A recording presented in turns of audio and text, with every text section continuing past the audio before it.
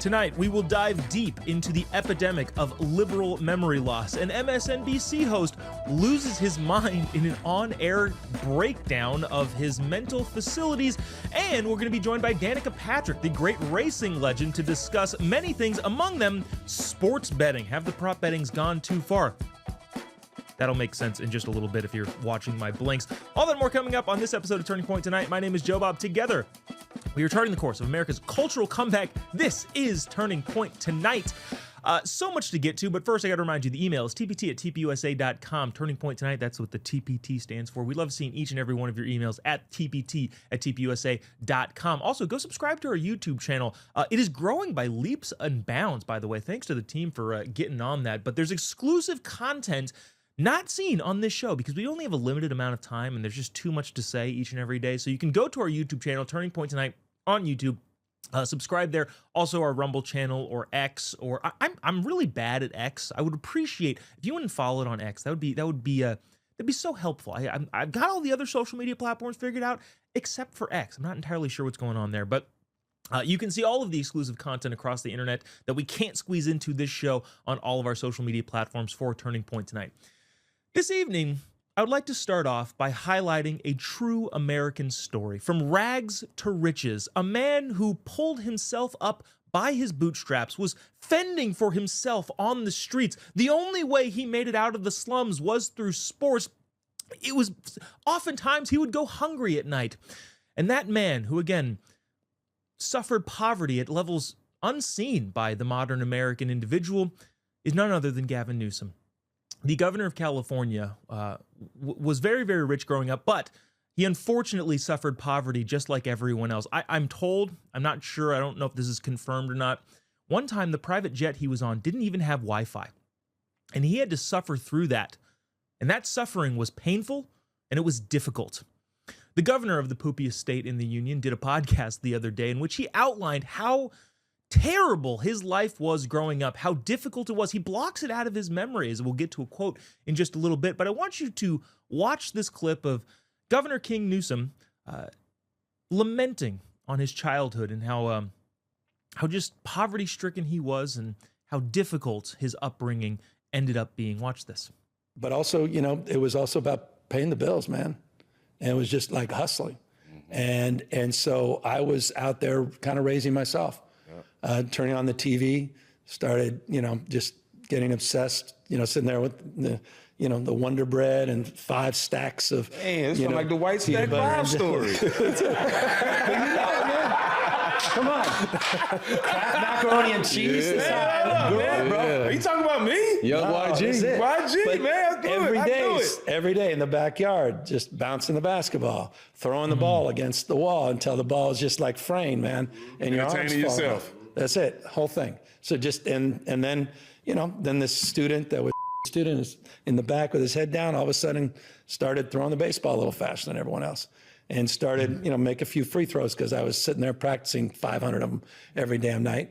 And in high school, I look up in the stands, my dad's back up there. Okay, dope. And it's like, man, and then he's bringing his friends and you're captain of the team and you're like, geez, you know, and it just saved me and it got me into college. Such a heartwarming story of a young black man and his upbringing and how he was able to avert poverty and get into college based on an athletic scholarship. Now, by the way, just going to clear some of the air here.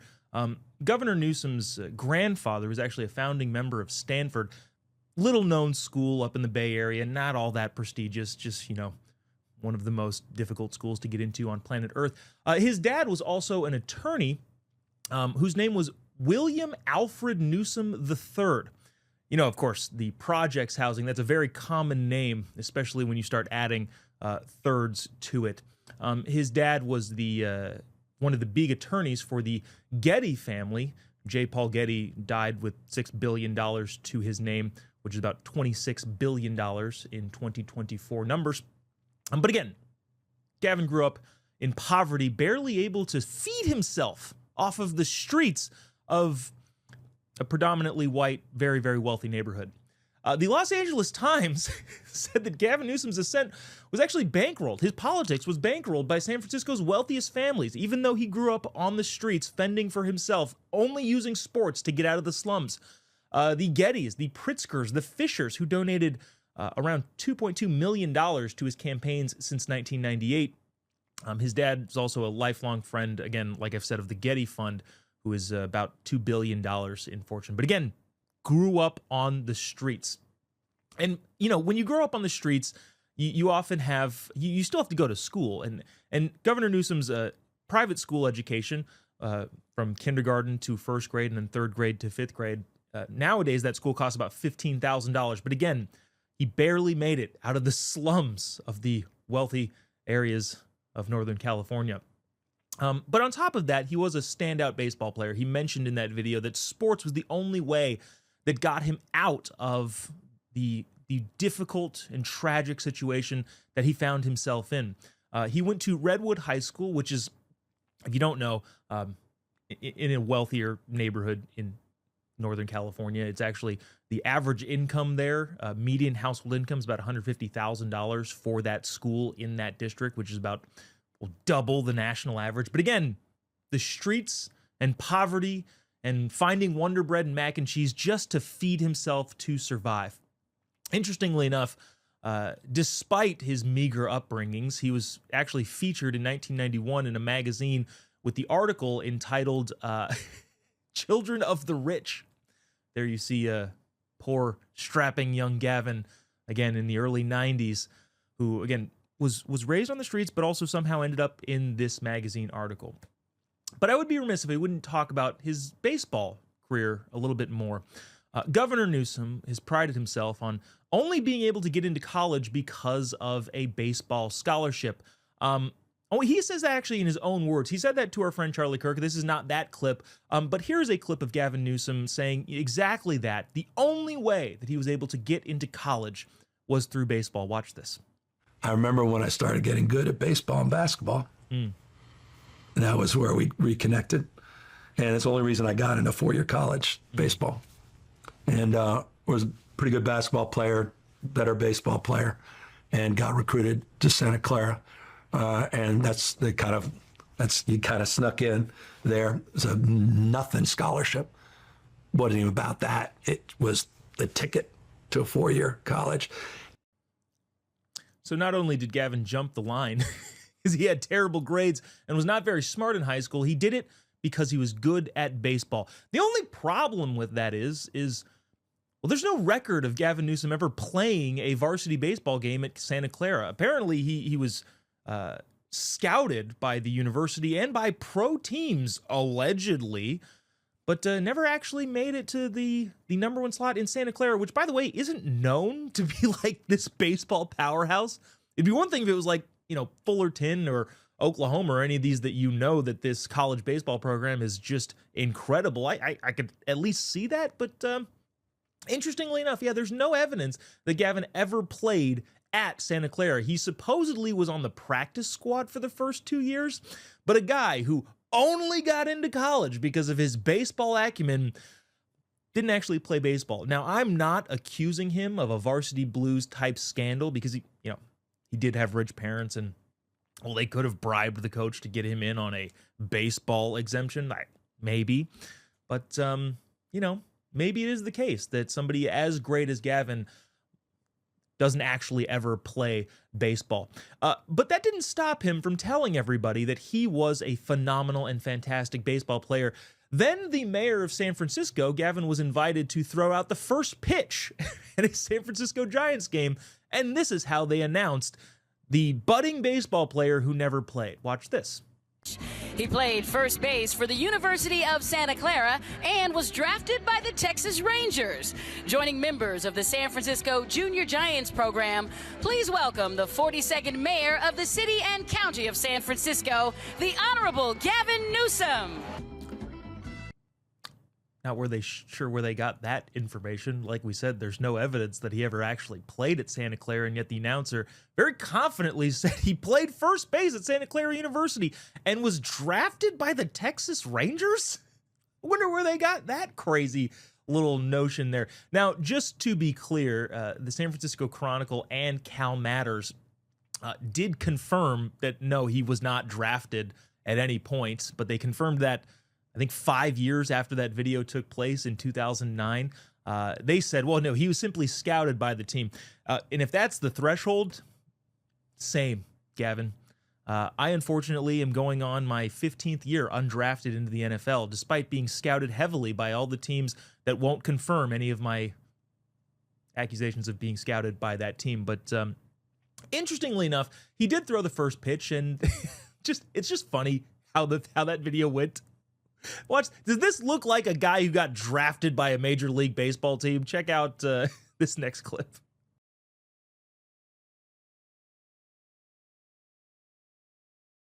Producer Glenn adding some fun music there that I did not know about, but very, very funny. All that's to be said, the strapping young man from the rich area of Northern California was the poorest rich person, according to him. But considering that none of the story lines up, I'm not even sure if that's true. There are some floating quotes out there. This is an unconfirmed quote. I don't actually know if he says this, but some reports suggest that Gavin was once said that his driver said traffic was so bad that the helicopter to the Hamptons was actually the only option of getting there. It was a tragic landing, not in a bad way in any shape or form. The helicopter was fine, but the pad at the summer house was 2 inches too narrow, so the new rotors couldn't fit, and they had to land 400 yards away. And the neighbors saw and criticized him for not having the appropriate helicopter pad. Also, again, unconfirmed. I don't know if this actually happened. But Gavin also possibly lamented that his butler Jeeves ironed the cashmere blankets on 100% cotton setting, and the blankets shrunk. And I already mentioned this in the beginning, but there are reports that Gavin Newsom's private plane sometimes doesn't have Wi-Fi, and he has to sit there and look at the clouds. Like I said, it is a rough life. Now, despite all of the rough life that Governor Newsom has had to endure, the difficulty, the hardship, at least we have some footage of the good works that he has done. Governor Newsom has been a champion for the lesser among us, the poverty-stricken, the people that don't know that sports can be an option out of project housing. We actually do have a clip of Governor Newsom teaching the poor communities around the state of California how they, too, might follow his lead and get out of the slums. Watch this. You must understand, these people had been completely isolated from civilization. No one had ever outlined a physical fitness program for them, and they had no athletic equipment. I started them on simple calisthenics, then gradually worked them up to rudimentary game skills, and finally advanced competitive theory. I was patient with them, and they were eager to learn. They seemed to enjoy themselves. It was probably due to the advanced American teaching techniques that we were able to bridge the generations of isolation and communicate so successfully with the Malumba.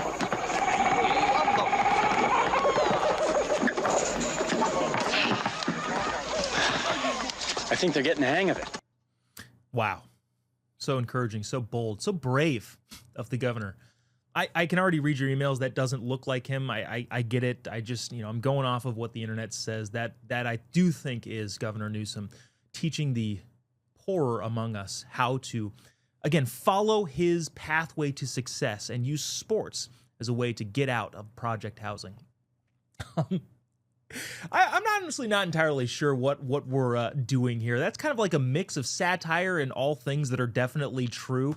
But the video that we played at the beginning was 100% true. Governor Newsom is attempting to paint himself in a way that says, I was just like each and every one of you. I might as well have been growing up in a hut on the beach somewhere and thankfully able to immigrate to the United States of America, which actually is my dad's story. So maybe, I don't know, there's some...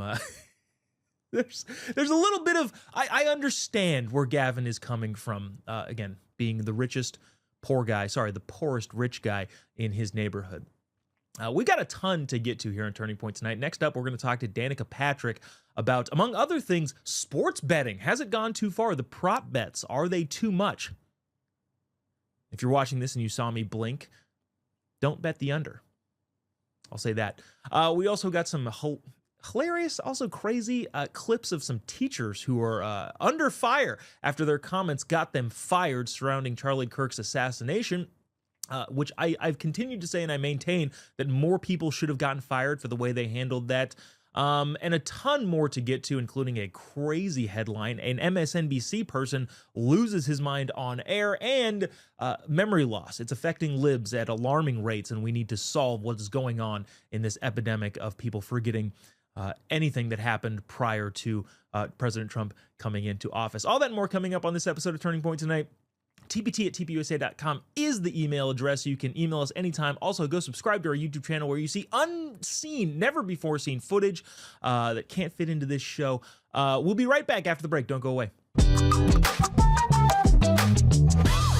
Welcome back to Turning Point tonight, where together we are charting the course of America's cultural comeback generally through the mockery of terrible lib ideas. TPT@TPUSA.com is the email if you'd like to send us an email. We love all emails. Doesn't matter if you agree with everything we've ever said on the show or you're wrong. We love all the emails. TPT@TPUSA.com. Also, subscribe to our YouTube channel where you get to see unseen content that we just can't squeeze in to the short time that we have here on Real America's Voice.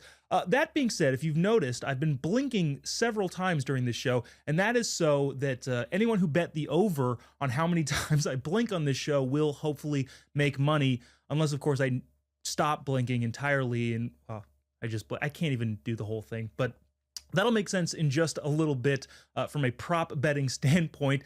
But here to talk about sports betting, among other things, is the great Danica Patrick. Danica, thank you so much for joining us. Really appreciate you taking the time. Yes, thank you. You're really upsetting people who bet the under. Moving that line is gonna be very detrimental to some finances. I got to make some side money. I would love, so gonna talk about the sports betting thing, but before that, just really quickly, first of all, we're all watching the World Series, we're all seeing the World Series. I, for one, am not a huge fan of the fact that America's pastime is taking place in a foreign nation in Canada, but considering all of the things that were happening last week, I think on Friday's show, we talked about the Canadians cutting up Reagan's speech. President Trump got all mad about that, and rightfully so, in my opinion. We kind of, I assumed there would possibly be some booing at the national anthem. We didn't really see that up in Toronto. I guess broadly speaking, what does that mean? Does that, because usually, Canadians are really like up in arms about the whole 51st states joke and all of that stuff. Why didn't they boo the national anthem? Well, maybe they're on board with the 51st state idea. Maybe they're starting to see light at the end of the tunnel. Maybe they're thinking this is a brighter day for us.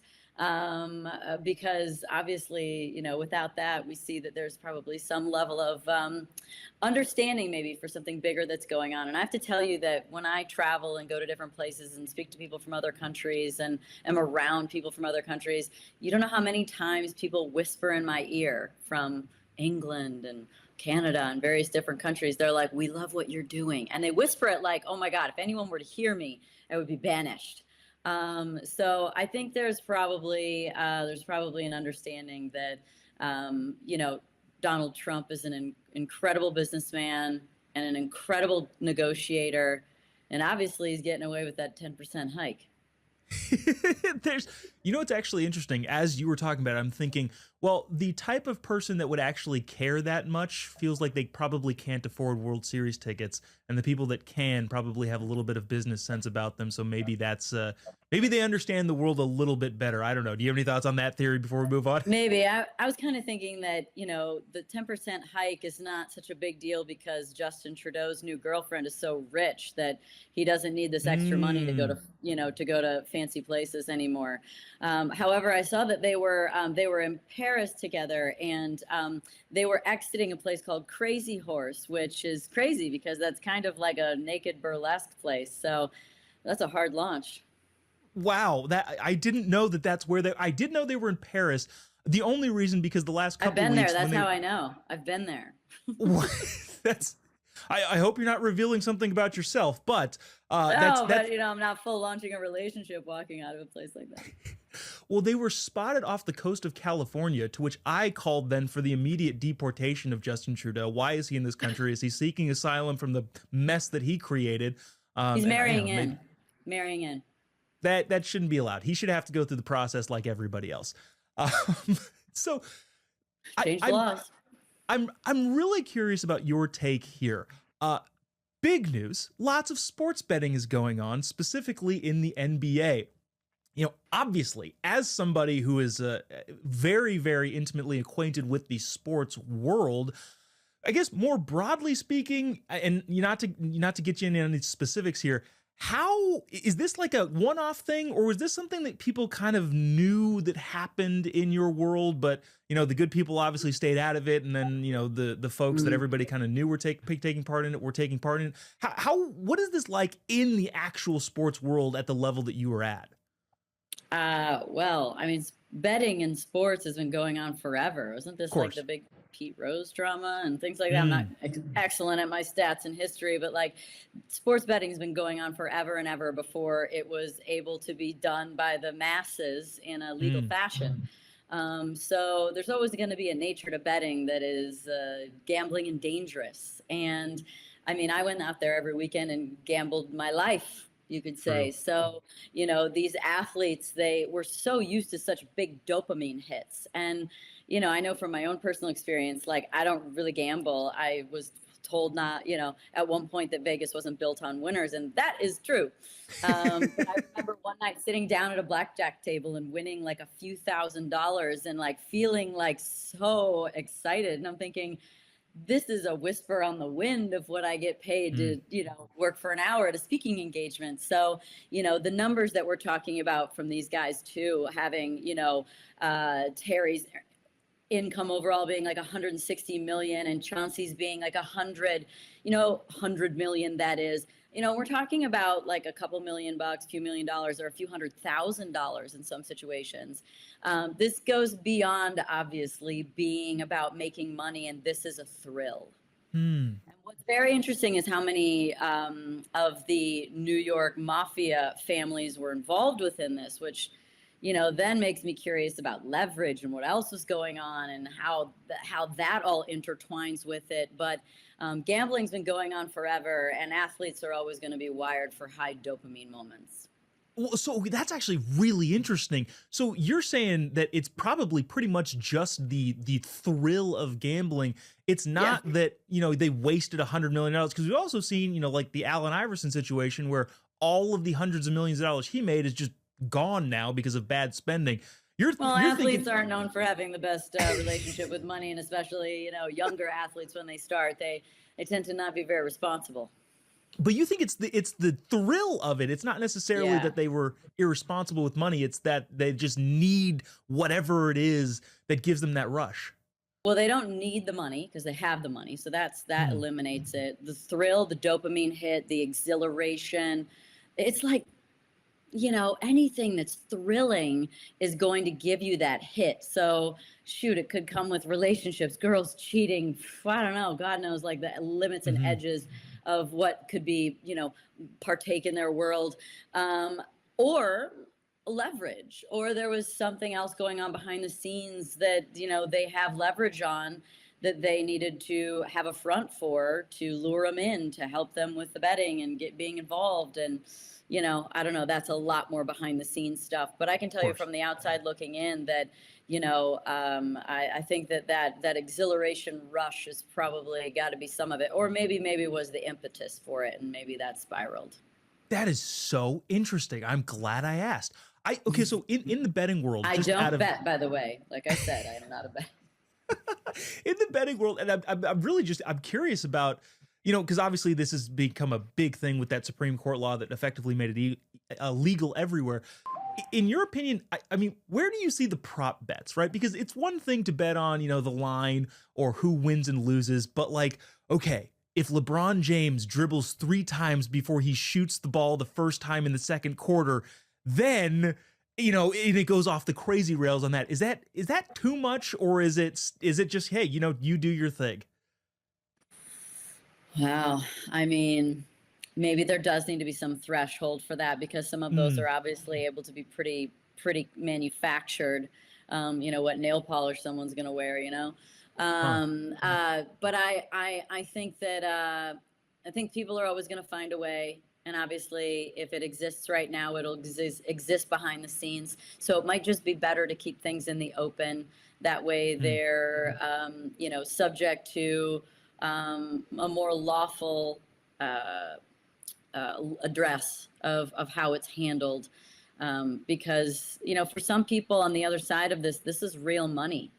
I don't know if the person that lost $1.8 million apparently in, one hand or one night of gambling that he was hustled for with all of their crazy, x-ray contacts and, tricks and things like that to know what cards are coming next. I don't know if that was everything to him, but let this be a lesson to not bet anything that you aren't willing to lose. You are making me think twice about definitely jokes that I was going to make around Turning Point is obviously doing a halftime show, counter programming. I know there's a lot of bets that go in the halftime show. There's like the length of the national anthem. And I was thinking, if I see myself involved in any of those bets of like what color shirt I'm going to wear, it would be pretty tempting to not throw some money into something that I probably have some pretty good insight towards.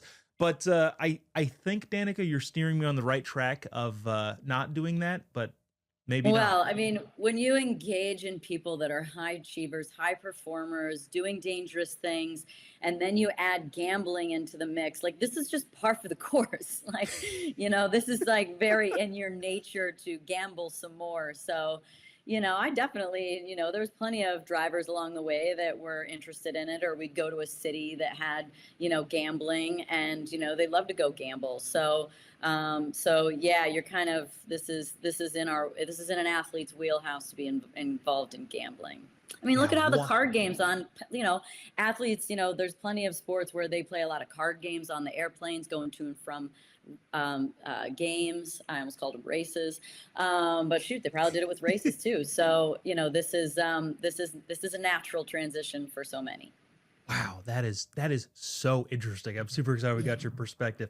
Danica, like always, thanks for joining us. I know this is the first time since Charlie's passing. Sorry, very briefly at the memorial, but really appreciate you continuing to kind of put up the good fight as exactly what Charlie would have wanted long term. So really appreciate you doing that. Yeah, well, he was a one of one, and I think it's going to not to put any of us down, but it's going to take a whole lot of us doing a lot of things to make up that difference. And but there's a lot of people that are ready and willing to do that, and I'm one of them. Yeah, awesome, and it's again exactly what he would have wanted. Danica Patrick, thank you so much for joining us. Really appreciate you taking the time. Thank you. Good to see you. Thank you. TPT@tpusa.com is the email. We will be right back after the break. Don't go away. Welcome back to Turning Point tonight. We're together. We are charting the course of America's cultural comeback. TPT@tpusa.com is the email address. Also, go subscribe to our YouTube channel or our Rumble page or X or Facebook. X, by the way, I think I've mentioned this a couple times. I, for some reason, can't figure out that platform. All the other platforms are doing fantastically well. X, it could need some work. So if you have the opportunity, go follow me on those platforms and our YouTube channel where you see unseen, never before seen footage because we just can't fit all of the things we want to talk about in the small segment of time that we thankfully have here on Real America's Voice. I recognize what we do a lot here is talk about things that libs are doing and saying and bring them to you. And I think that's important because it's good to know what your enemy is doing. Sun Tzu would probably say, know your enemy better than you know yourselves, and you will always win. And not probably say, he did say that. And we won't continue to quote Sun Tzu here because I can't think of it off the top of my head because I don't have a brain like Charlie did. And that's not something that I'm able to do. But anyways, aside from that point, I like bringing to you different articles and headlines brought about by the lib media. This one in particular is something kind of along the theme that we've been talking about consistently here on this show. And it says this is from the New Republic. Trump keeps attacking Americans. Why does he get away with it? Republicans can insult half the country without consequences. Democrats say deplorables once. And never heard the end of it.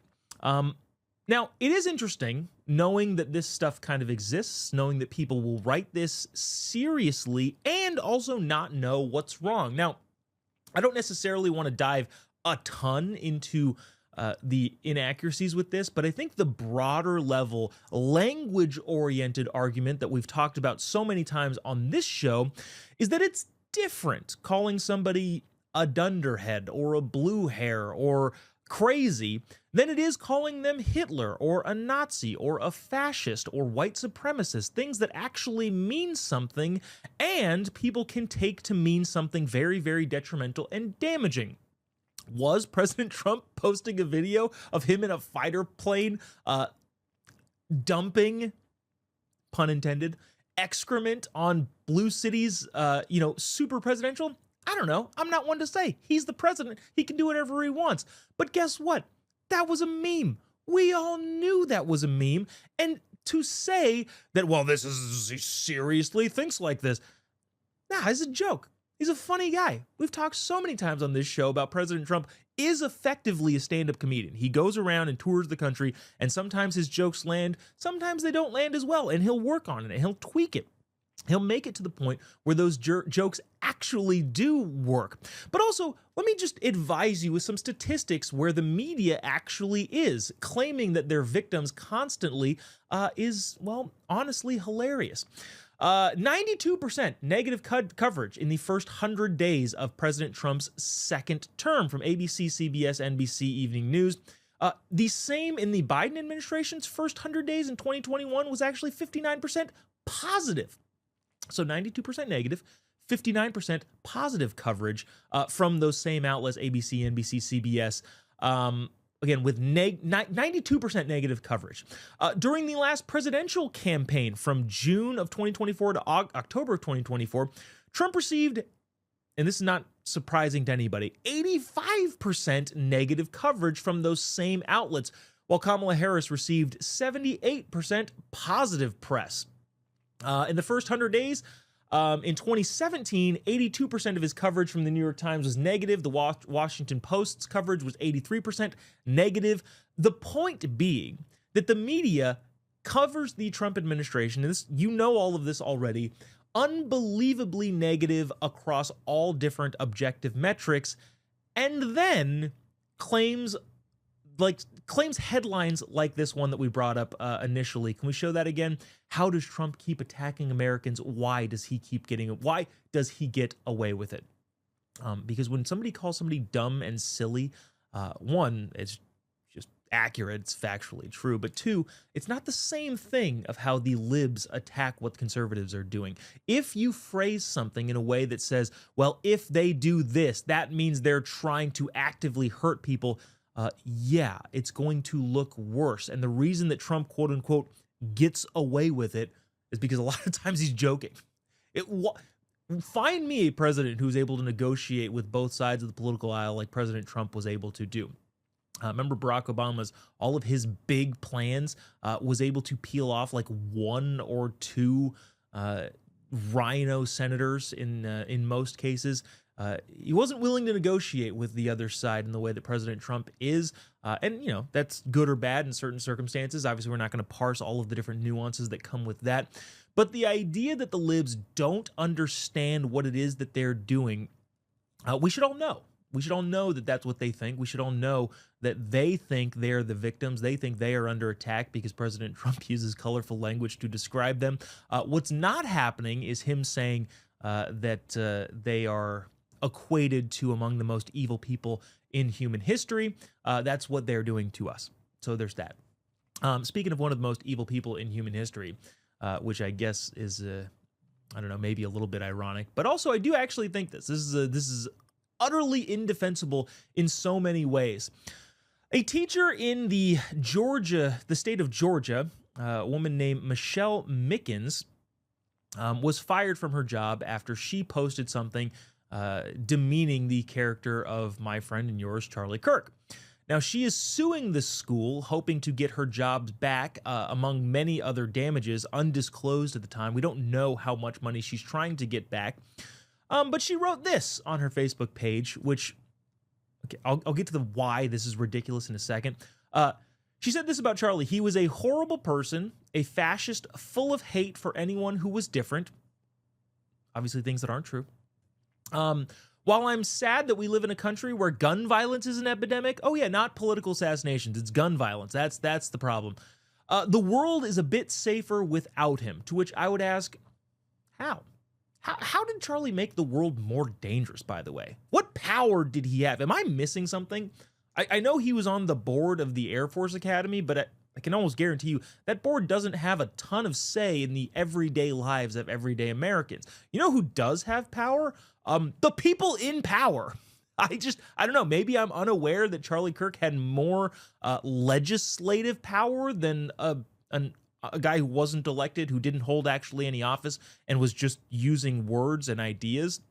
But let's just say, Miss Minkin, if you think that ideas are dangerous and therefore should be met with force, well, I don't think that makes you fit to be an English teacher. Actually, I think I commented on this New York Post article saying, hey, they should fire her. Yes, because of the things she said, and they're horrible, and you shouldn't be teaching children, but also because you don't know what the word fascism means. I made the joke several times when we were on the road. There would be signs of people protesting outside saying, Charlie Kirk is a fascist. And then he would go inside and give people who he disagreed with a microphone, which, like I said, would have Mussolini rolling in his grave. This is terrible fascism. Do you have no idea how to do the fascism? Crazy. Also, too, it probably should be stated, free speech exists in this country. And at the same time, a lot of people are amplifying this lady's free speech. I can't get that to happen. So maybe I wish my speech was that free. Maybe a little bit convoluted, maybe a little bit hard to understand what I'm getting at there. But the bottom line is, yeah, free speech exists, but freedom from the consequences of that speech does not. And this lady who's seeking undisclosed, unspecified damages from the school, I hope that she does not get them. I hope she does not continue teaching kids in our publicly funded education with ideas and thoughts like that. And I hope nobody pays attention to her. Let's see. We've got a great clip from MSNBC, Larry O'Donnell, who I think doesn't like being called Larry. His name is Lawrence. And as a guy with a funny name, I get to make fun of other people with names that they don't like to be called. It's a privilege that I have. But we will play that hilarious clip and then highlight some of the irony coming up after the break. TPT@tpusa.com is the email. You can subscribe to our YouTube channel. Would love to see you there. Don't go away. We'll be right back after the break. Welcome back to Turning Point Tonight. We're together. We are charting the course of America's cultural comeback, mostly through the mockery of terrible lib ideas. TPT@tpusa.com is the email address. Send us an email, whatever is on your mind, what's on your heart to say. Doesn't matter if you agree with everything we've ever said on the show or you're wrong. We love seeing each and every one of your emails at the TPT@tpusa.com email address. Also, go subscribe to our YouTube channel because we got exclusive content there that you can't see on the TV because there's too much stuff to talk about, too little time to talk about it. It's often myself and producer Glenn ranting about things that either upset us or irritate us or we love, but not entirely TV appropriate. So YouTube, TPT, Turning Point Tonight on our YouTube channel, also Rumble, also X, also Facebook, also all of the social media platforms you can find that exclusive content. Part of the addition to the show's kind of mantra or logo is charting the course of America's cultural comeback through the mockery of terrible lib ideas or terrible libs themselves. Lawrence O'Donnell is one of the funnier people on the TV network, the mainstream media. Now, he's not trying to be funny. He just kind of is. There's a lot of people like that on the lib side of the aisle where they say things totally serious in their very, very discerning tones of this is bad. And then all of us with, brains and a decent amount of thought behind it tend to laugh at those people. Well, this is one of those instances. Larry O'Donnell also goes by Lawrence, I guess, who's, by the way, if you Google him, his first thing that pops up is he's an actor, which is just something in and of itself. I'm not necessarily downplaying people that also participate in the arts, but that's probably not the first thing that should be on the host of an MSNBC show's Chiron when it comes up on Google.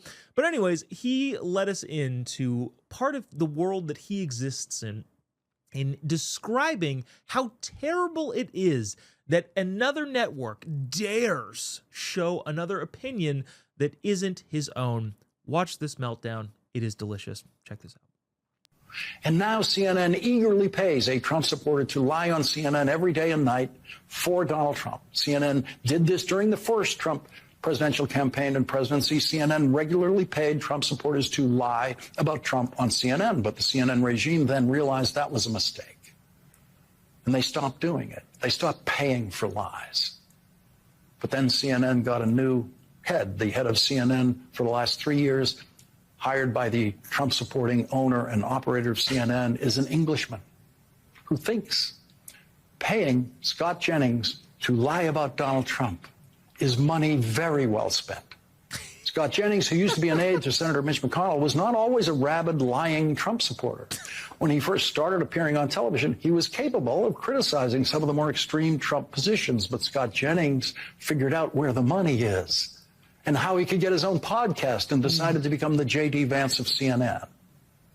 Here's how bad that television is that they make over there. The show that Scott Jennings frequents the most is on opposite this program. And that show, on a good night, gets half of the audience of this show. This program usually has an audience triple the size of the terrible television that Scott Jennings is delivering on the absurdly degraded version of CNN, presided over by the man who thinks lying for Donald Trump on TV is an honorable pursuit and should be paid for by CNN. Oh, man.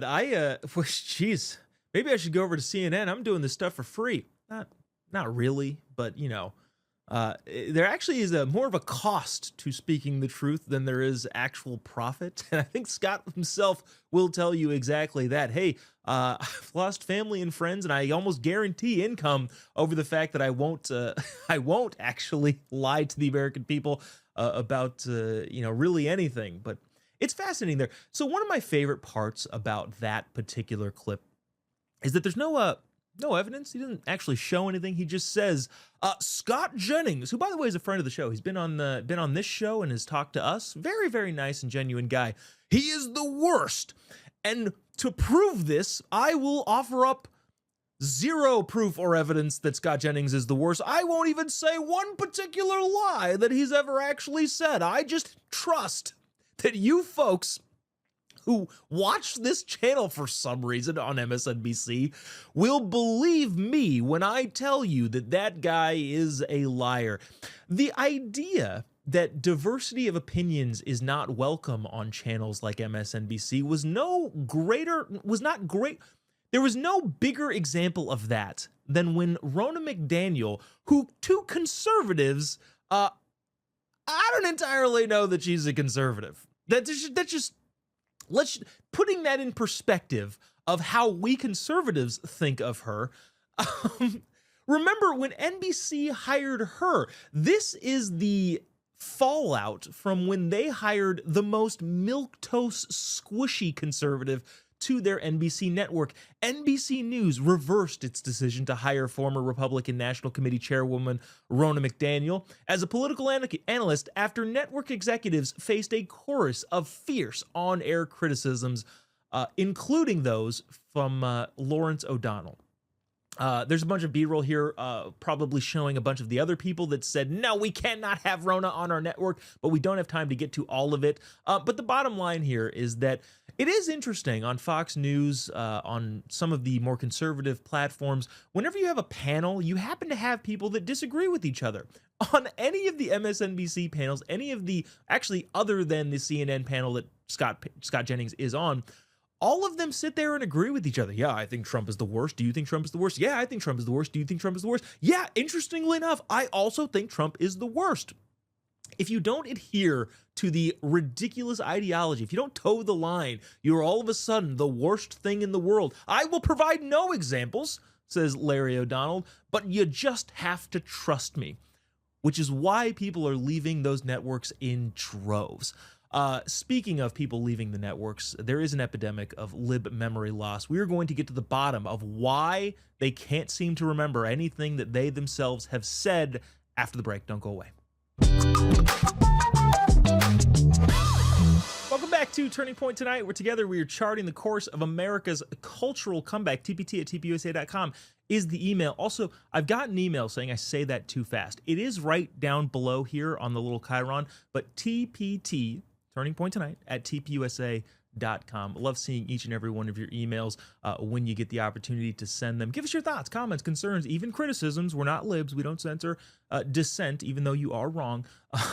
TPT@tpusa.com. Also, our YouTube channel is blowing up. We got a fantastic team that's behind all of that, producer Glenn included. And we'd love for you to join us there on the YouTube channels. As well as Rumble, as well as all of the social media platforms. I just go to YouTube in my head for some reason first, but all of the social media platforms, you can get an exclusive sneak peek behind the scenes each and every day, what it is that we're talking about, what can't fit into the show, but only on our social media platforms. Also, I haven't mentioned this a ton. If you probably know, because I've probably mentioned it a little bit. I happen to be on tour with Megyn Kelly right now. Megyn was so kind in allowing Turning Point to have a presence there. In the wake of Charlie's assassination, he was supposed to do one of the events on the tour, but the tour revs up starting next week. Wednesday, we're in White Plains, New York. Thursday, we're in Jacksonville, Florida, then Miami on Friday, and then Saturday to Duluth, Georgia. If you happen to live in any of those areas and you would like tickets, either message me on social media. Maybe we'll be giving some free tickets away. But also, those are for sale at Megyn Kelly's website, and you will see me. And if you see me in person in real life, like I've mentioned all the time, come up and say hello. I love seeing each and every one of you out and about in the real world. But that is happening over the course of the next several weeks. This next week, not tomorrow, next week. Tomorrow is actually going to be fascinating. You're going to get a repeat of an event earlier in the day with Vice President J.D. Vance and Erica Kirk at Ole Miss, which is going to be moving to say the least. Having not seen it yet, I can just imagine that is going to be the case. Anyways, we need to talk about the epidemic of lib memory loss. If you are suffering from memory loss by not remembering any of the things that you've said previously in the past, ask a doctor if, I don't know, red pilling is right for you. This is a clip put together by our friends over at Libs of TikTok that just so well encompasses the lib mindset and the lib mentality. It's rather long, so we'll suffer through it together. There's a lot of people here that are going to be talking, saying some things that, well, apparently none of them remember ever saying, but I know that a lot of them are insufferable. But it makes sense in terms of humor and entertainment to watch it in its entirety. Play cut 3, Glenn. I haven't suggested that Donald Trump is Hitler. I wouldn't say I don't think any Democrat has. I actually... It is deeply troubling and incredibly dangerous that Donald Trump would invoke Adolf Hitler, the man who is responsible for the deaths of 6 million Jews. How can you possibly compare what happened in Germany in World War II to what's going on here in the United States? Well, we're talking about the death of a constitutional republic. That's what happened in Germany in 1933, 1934. And we're seeing today that you've got an administration in Washington that's ignoring court orders. In this rogue... Actually, Glenn, sorry, this is a little bit too long. Can we speed this up here to get through all of the times that libs have called the president of the United States Hitler or referenced that? Let's keep going faster. Of Justice going out to do the bidding of this Timu Hitler. I don't even know what to call him. Keep going faster. I just want to be Hitler for sure. Faster. We got to go lightning speed. There's too many libs calling him Hitler too many times. Go. Keep going. Keep running. Keep faster. There's no way we can get through all of these times that Nicole Wallace doesn't remember. Very old and a racist and a neo-Nazi. Comparing the tactics of Donald Trump to Mussolini and Hitler is a very legitimate thing. We must get to the bottom of lib memory loss. It is an epidemic that is sweeping this nation that we must grapple with, and I do think if you suffer from lib memory loss, ask your doctor about red pilling. It could help you remember all the times that you said things that you claim you never said. That'll do it for us here at Turning Point tonight. Really appreciate you tuning in, taking the time. Erica Kirk and J.D. Vance will be live from Ole Miss tomorrow. You're not going to want to miss that. We together will see you Thursday. God bless America. We bought a new car, and while I'm very excited about the car itself, I hated the entire process of it. This is one last point. You know how when you buy a car, first of all, I'm assuming that everybody has bought a car at some point. If you're watching this, chances are you don't live in New York where like, I'm carless, I'm entirely green, even though the subway that I ride on is probably powered by coal. Whatever those people think. I'm assuming that you at home have bought a car.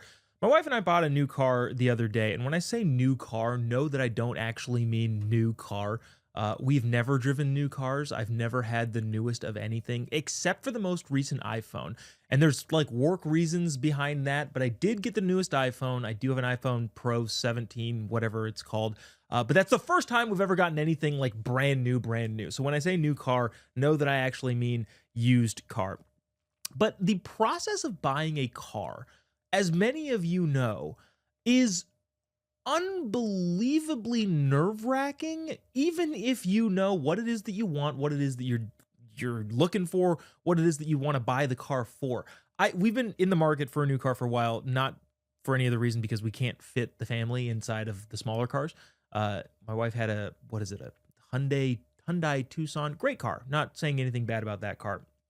But when you have two parents and two kids in the back seat, you just don't fit. There's no third row. We need a bigger car to be able to fit the entire family places because if you are a family, you're going to want to go places and you don't want to leave the infant behind at home because you don't have the room in the car. So anyways, we need a new car.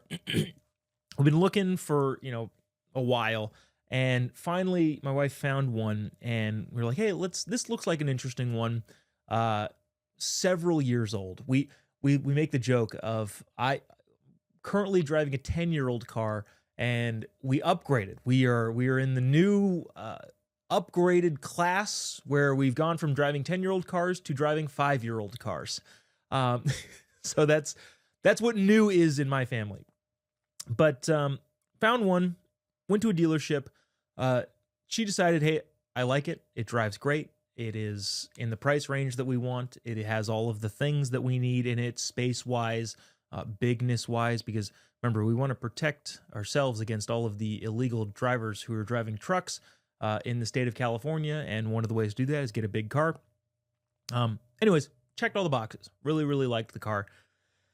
We go to decide, hey, yeah, we want this car, but here's the catch, and here's what I know is going to be a contentious moment between us and the dealership people, and it's not going to be over quickly. It's going to last a long time. So the fact that we want to pay cash, and that is not at all said to be like a flex of any kind. It is to say that my wife and I are very, very frugal. We save a lot of money, and I think when I was in like my later years in college, there was like a Dave Ramsey video where he kind of outlined, hey, if you save this much money, you can buy a crappy junker car that'll get you from A to B, which is what I did.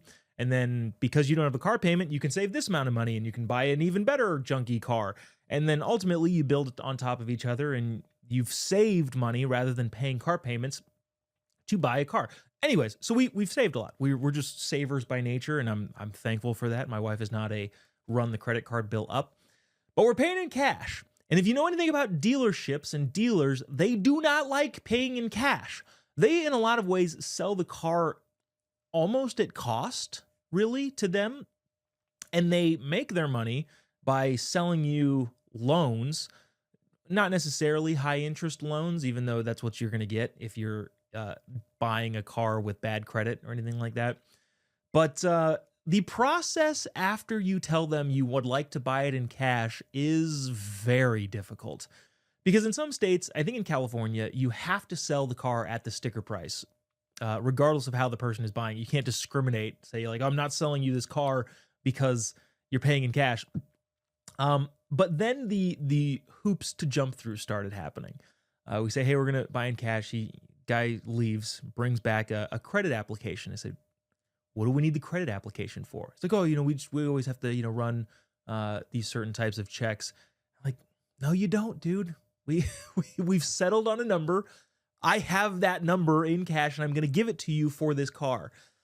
And he says, oh, this is something we always do. And I'm like, no, it's not. I know that you're not, I know that you don't have to do this. And therefore, because I know that, and I know that he knows that, now you're dealing with somebody who's willing to lie to you. So there's that. Finally, he's okay, fine. We won't do that. I'm like, I know. Goes back, says, okay, here are the things that we've added on. And of course, they're not happy that they're selling a car in cash. They want to put a loan on it so that they can make money on that. And so in lieu of that, there's a bunch of different things. There's a fat number at the bottom, and it's okay, what's included in that? Okay, there's $900 for this, service fee. There's another $1,000 for this. I go through and go, I'm not going to pay these things. I know the gambit. I know the game. And if you're at home listening to this and you're like, yeah, I've bought a car in cash too, this is exactly what happens.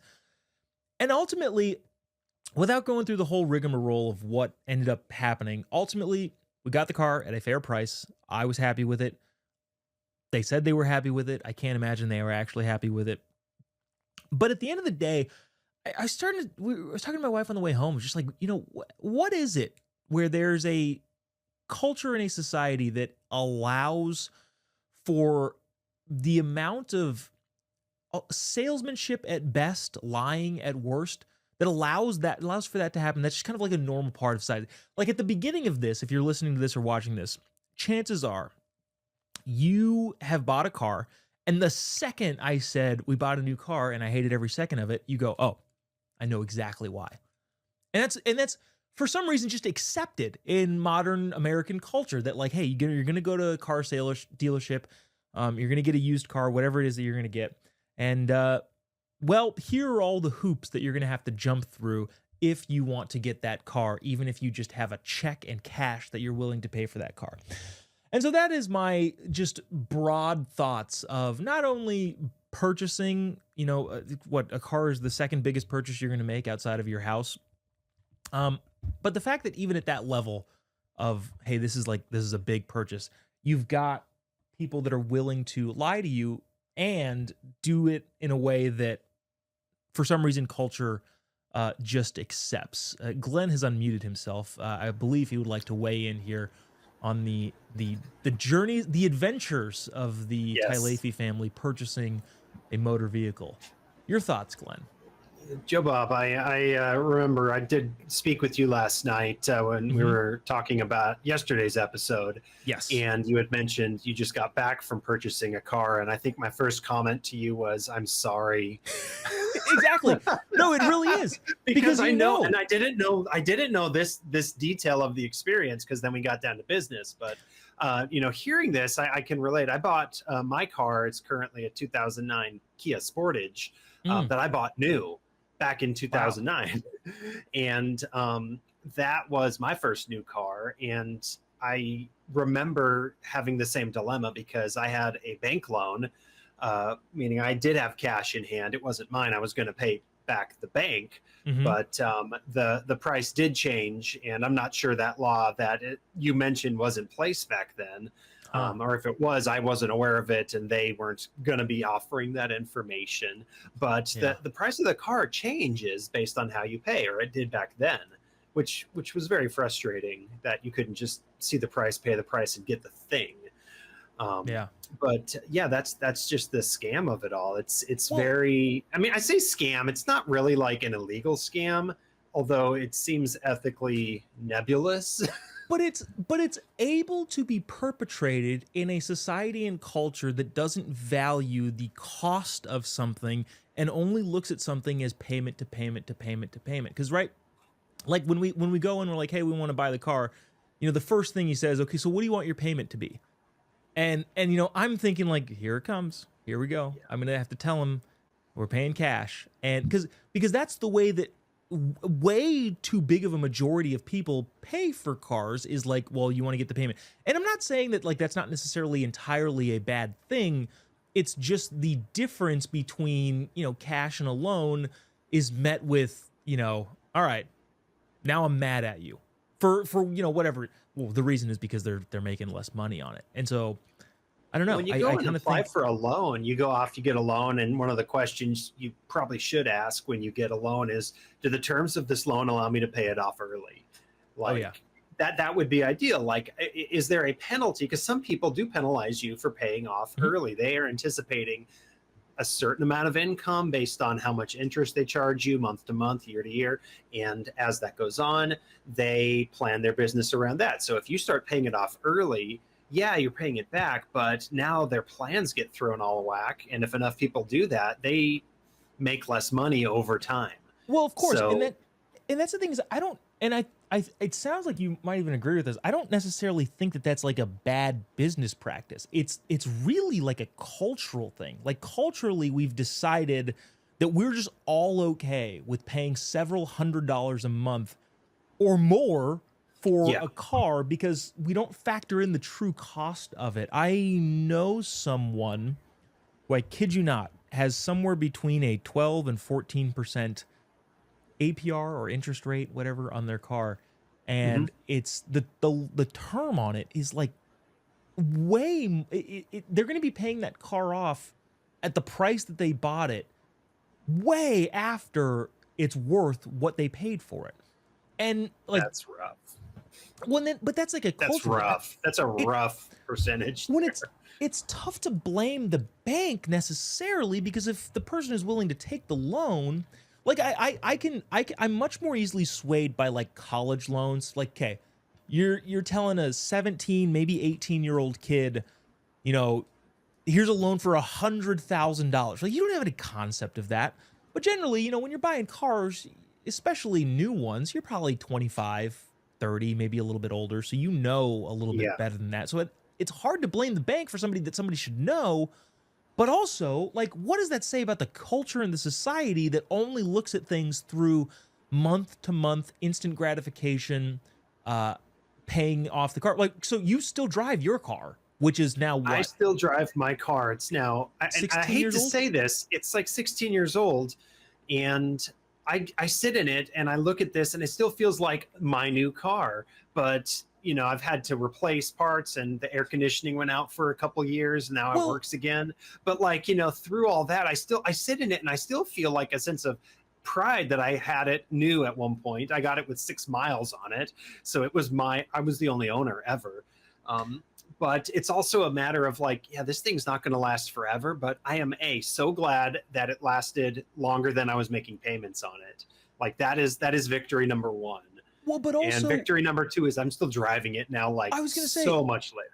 But also your personality type is you're meticulous about things. And I remember a couple times, I think the first time you came to the studio, you were talking about, oh, hey, this had to get replaced. So like you have the maintenance element, which to me conveys somebody who understands the value of the thing that they bought, which again is the problem, is that most people don't understand, hey, this thing is worth a lot of money and you're going to take out a loan against it, and you have to keep paying that loan or else they repo your car. And it seems more of a societal problem with not necessarily understanding the value of this highly valued thing that is in so many ways necessary in the culture or in the society that we live in. You have to have a car. You can't not, you know, unless you're a hippie in New York City. But, you know, I mean, the more you learn about this, you have to decide you're either going to be on one side of this or the other.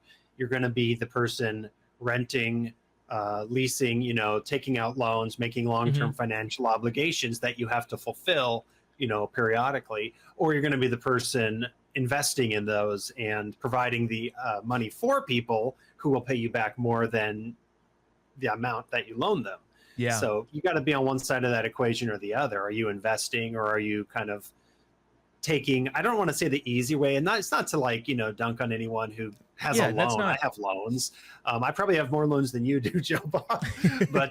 but you know, it's a matter of, you know, if you make them understanding the terms, if you agree to them, you know, that's fine. If you go into it with your eyes open and you understand the obligation, fine, pay it off, whatever, enjoy it. That's your style, right? Like okay, here's a good example. And I'm curious to know about this. We have pet insurance for our cats, and we're transitioning off of that to self-insure, so to speak. So instead of paying the company that we get insurance through, however much a month for each cat, we're just going to put that same amount in a bank account that's dedicated for their, you know, vet bills. And should there be some instance where one gets injured or needs a surgery, we will draw from that instead of going through the pet insurance company. And that's a lifestyle thing. Like that's how they pitch it to you, actually. And I agree with that because, you know, some people, their lifestyle, they would rather pay month to month. And then when the big bill comes, let someone else take care of it. Or some people might rather save for it and earn interest while we save and then pay it off from our own pockets when that payment comes. That does it's one or the other. And neither's wrong. Neither's wrong in my opinion. Well, yeah, but that uniquely applies to insurance, right? Because insurance is for something. When the big bill comes, they cover it. For like a car, for example, if, you know, you don't have the process of saving money and all that sort of stuff, you know, you could still be making loan payments on that car, then the car could crap out. Now the big payment comes and okay, well, what happens, right? You know, I mean, I guess you could have car insurance. You are stuck in that case, yeah. Yeah, but they're, you know, you don't not necessarily going to be covered entirely for whatever it is that happens to that car. I don't. It's just an interesting. It's tough. Well, how do I phrase this? It's not tough necessarily. It's interesting having these conversations amongst two people that save money and are not just like throwing it everywhere. I honest to God would love to, if you at home are watching this on your YouTube channel or Rumble or whatever, and just have a completely different mindset about how money works and saving and all that sort of stuff. I would love to talk to you. There's people that built entire careers on talking to people who don't have the same, and it's fast. Dang it, Glenn, this is gonna be way too long.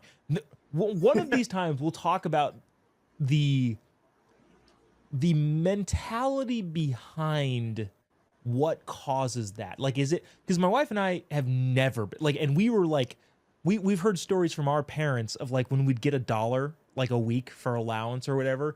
I still have the first $1 that I was ever given. Still, like it's in my little blue. That is so cool. That is so funny. I can totally see you having that. I do when I do, and so that's the thing is it's not something. Well, maybe it was learned, maybe, but I think the better argument could be made that, well, this is just something I was born with. Like I just have the saving, and maybe that's good, maybe that's bad in some cases. My wife thinks I'm a pack rat and I never get rid of like things that I think I might need someday. So there's the bad side of that. But that's an interesting conversation. We'll have to say that for another time of, that'll be fun. You know, where does that come from? Maybe we'll make these like a series of things. Like the next tomorrow, well, maybe not tomorrow, because, well, maybe we should still do a one last point tomorrow, even though we're not necessarily doing a show. Maybe the one last point tomorrow will be the continuation of where does the saving gene come from, and then wherever that conversation takes us will ensue the following day. Maybe. We'll see. But thanks, folks, for tuning in. Producer Glenn, thank you for your comments, your concerns, and your criticisms. Appreciate it. We will see you tomorrow, same time, same place, wherever it is that you're watching this. This has been One Last Point.